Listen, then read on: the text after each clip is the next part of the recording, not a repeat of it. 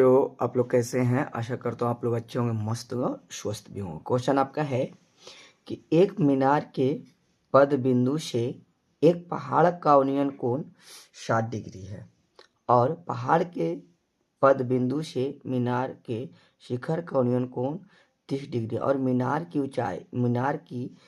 मीनार 50 metre लंबी हो तो पहाड़ की ऊंचाई ज्ञात करना। पहले क्वेश्चन को समझिए। एक हमारे पास क्या बोल रहा है, पहाड़ है, और एक क्या बोल रहा है, मीनार है। पहाड़ का जो न्यूनतम कोण है 60 डिग्री है और मीनार का जो न्यूनतम कोण है 30 डिग्री और मीनार की जो लंबाई है वो 50 मीटर है और पहाड़ की हम लोग को ऊंचाई ज्ञात तो करना है। ठीक है, तो क्वेश्चन देख लीजिए पहले आप कि चित्र को देख लीजिए। तो चित्र का आपको देखिए ऐसा रहेगा। पहला नंबर क्या हो गया हमारे पास कि ये एक हो गया ये हमारा मीनार। क्या हो गया? ये मीनार हो गया। ठीक है, तो जब मीनार हो गया तो 50 मीटर ऊंचा है। ठीक है, अब देखिए ये हो गया हमारा पहाड़। क्या हो गया? ये पहाड़ हो गया। ठीक है, तो पहाड़ हो गया। अब जी क्या बोला है कि पहाड़ के और दोनों क्या है, ये कहाँ है, तो दोनों जमीन पे है। दोनों को हम रेखा को मिला देंगे।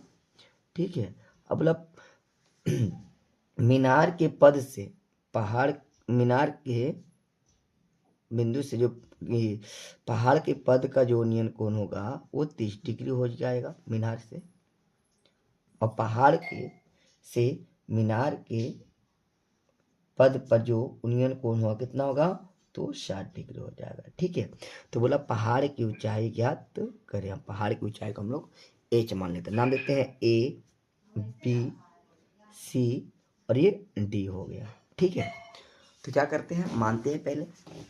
तो यहाँ मानते हैं माना कि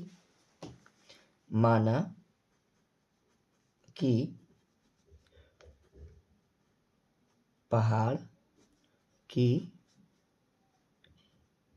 ऊंचाई डी सी बराबर एच। डी सी बराबर एच मान लेते ही पहाड़ हमारा कौन हो गया, तो डी सी हो गया। और क्या इसमें दो त्रिभुज बन रहा, पहला ए बी सी में, दूसरा त्रिभुज डी सी बी में। तो हम लोग पहला त्रिभुज लेते हैं, कौन सा, तो पहला त्रिभुज लेते हैं ए बी सी में। ठीक है, लिखते हैं त्रिभुज ए बी सी में। ठीक है, तो लंब कौन हो गया, तो लंब और आधार किसमें होता है, tan थीटा। तो tan थीटा बराबर क्या हो जाएगा, ए बी बटा बी सी। आधार हो गया तो बी सी। ठीक है, अब देखिए ए बी का मान हमारे पास कितना है, 50 है, जो कि ए बी क्या मीनार है और मीनार के से पहाड़ के पद का उन्नयन कोण कितना, 30 डिग्री, तो 30 डिग्री ले देते हैं।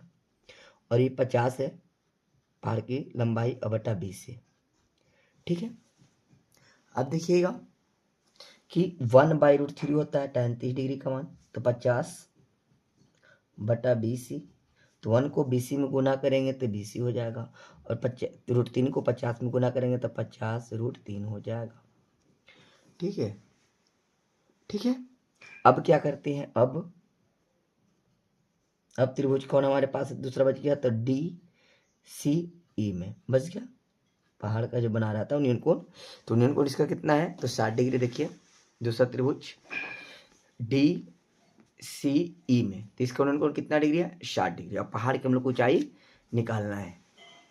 ठीक है, तो लंब आधार किस में होता है, तो tan थीटा, और cot थीटा में होता है, तो क्या हो जाएगा, डी सी बटा बी सी। ठीक है, tan कितना डिग्री, तो tan 60 डिग्री, और डी सी का मान h, और हम लोग बी सी का मान अभी लाए हैं कितना लाए हैं, तो 50√3 लाए हैं, 50√3 लाए हैं। ठीक है, अब देखिए tan 60 डिग्री का मान कितना होता है, √3 होता है, तो लिख देते हैं h बटा 50√3। अब गुना कर देंगे √3 को 50√3 में।